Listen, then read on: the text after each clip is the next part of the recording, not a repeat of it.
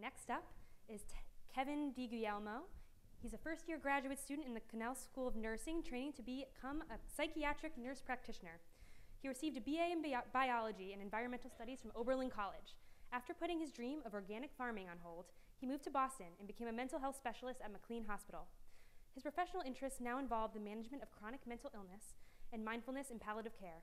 In his free time, he can be found cooking in his tiny kitchen or climbing at a local rock gym. Here's Kevin with his talk, Love, Death, and the Art of Acceptance.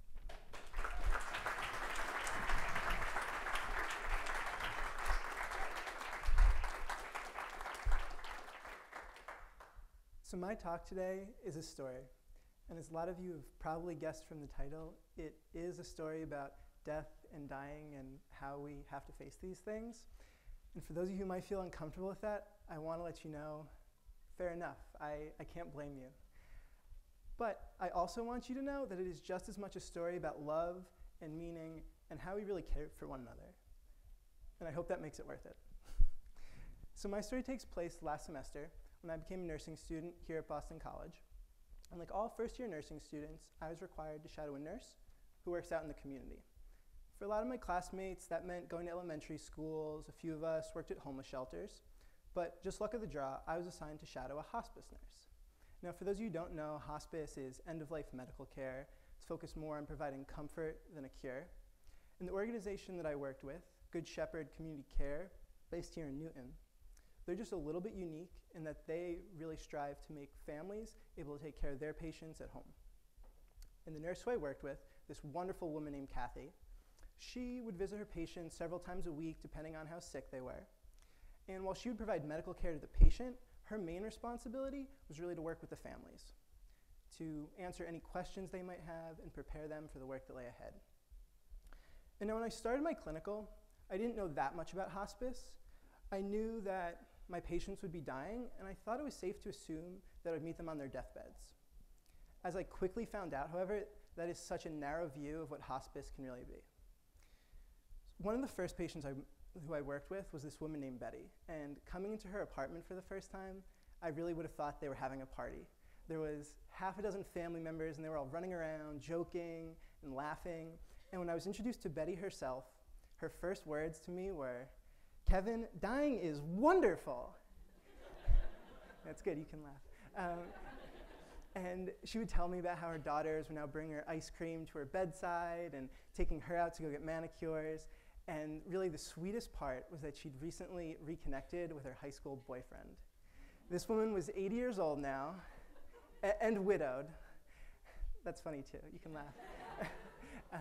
And it was really, we all got such a good kick out of it because it was really sweet, but her daughters, they were so uncomfortable with the entire situation. They did not like that their mother was now kicking them all out of the house every Saturday morning so that she could have a date alone with a boyfriend, as you can imagine. But so talking to the daughters, I learned that they actually hadn't always had the smoothest relationship with their mom, and it had been pretty strained at times. And this experience of taking care of Betty in hospice had actually brought a lot of them much closer together. And they were grateful for this experience, and they were really proud of the work that they had done with it. And the truth is that they had every right to be proud. Studies have shown that 80% of Americans say that they would like to die at home. The reality is that 20% of us do.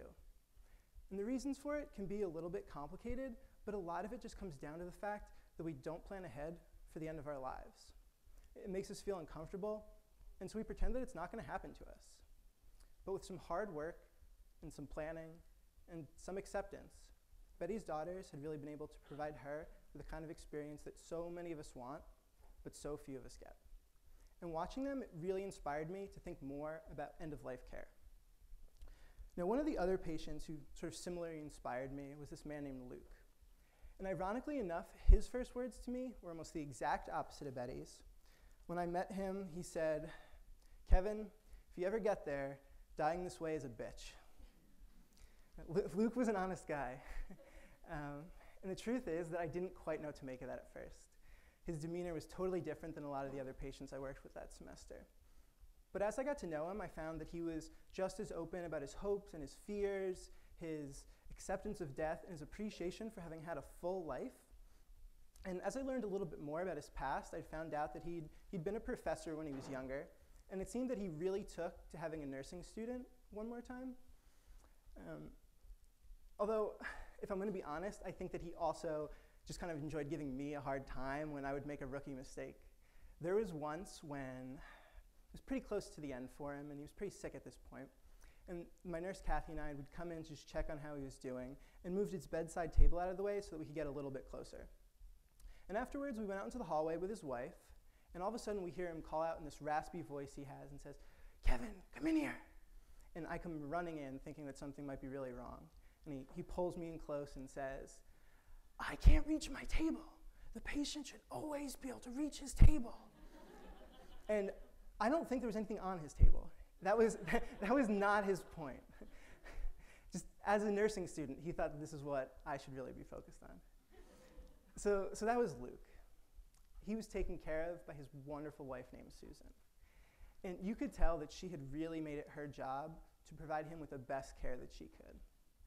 And this wasn't always easy to do. She wasn't a healthcare professional.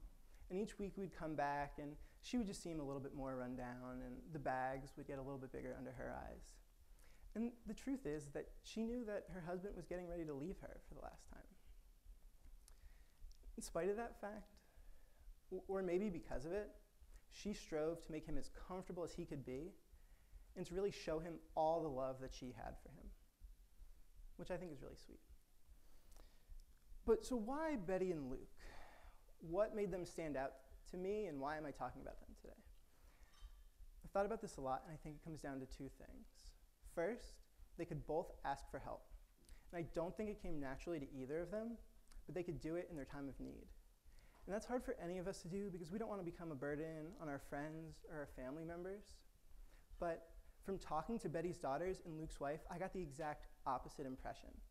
They might complain about the occasional frustration, but so much more, they would say how grateful they were to really take care of somebody who meant so much to them. The other thing that struck me about Betty and Luke is that they could both accept their mortality. And despite what you might think, not all hospice patients can do that. Some would really seem to prefer to avoid the subject altogether. But Betty and Luke, they could acknowledge the uncertainty of what lay before them, and as a result, I think they were much more comfortable. The Bohemian poet Rainer Maria Rilke once wrote that love and death are the great gifts that are given to us. Mostly, they are passed on unopened. And I love that quote because it reminds us that two of the things that provide our lives with the most meaning are also two of the most difficult to obtain. But quality end-of-life care, like I saw in my clinical, offers us all one more opportunity to open these gifts and to embrace love and accept death. So before I run out of time, I do want to tell one more story that I hope will drive home the point. So as the weeks went on, Luke got sicker and sicker until we assumed he wouldn't make it to our next visit. But when I came in that following Thursday, my nurse Kathy said, "We're going to go see Luke first."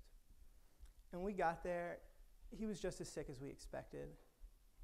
He hadn't eaten or drinking in days, and his breathing was so heavy you could hear it from across the room. And we spent most of our visit really talking to his wife, Susan, and acknowledging the pain of what she was going through and offering our support in any way that we could. And then we went to leave, and something a little strange happened. Kathy and I, we were waiting out in the hallways, waiting for the elevator, and all of a sudden, I felt myself get really faint, and I thought I was going to pass out, honestly. The feeling passed, and we went outside, but almost immediately, we got a phone call from Luke's wife. And I could hear on the other end of the line as she said, "Kathy, I think he's dead." And so as you can imagine, Kathy and I talked a lot about that day. We talked a lot about that day and the weeks ahead.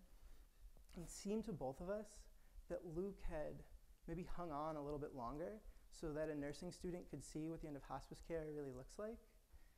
But it also started to dawn on me that that moment in the hallway when I felt faint had to be almost the exact same moment that Luke died.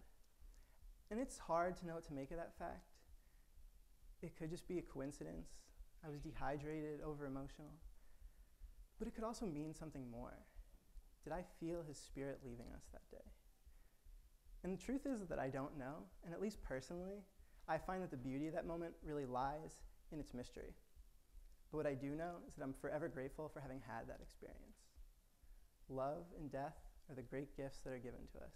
Mostly, they're passed on and opened. And I'm just so thankful that I had the opportunity to get a glimpse at what might be hidden within those gifts. Thank you.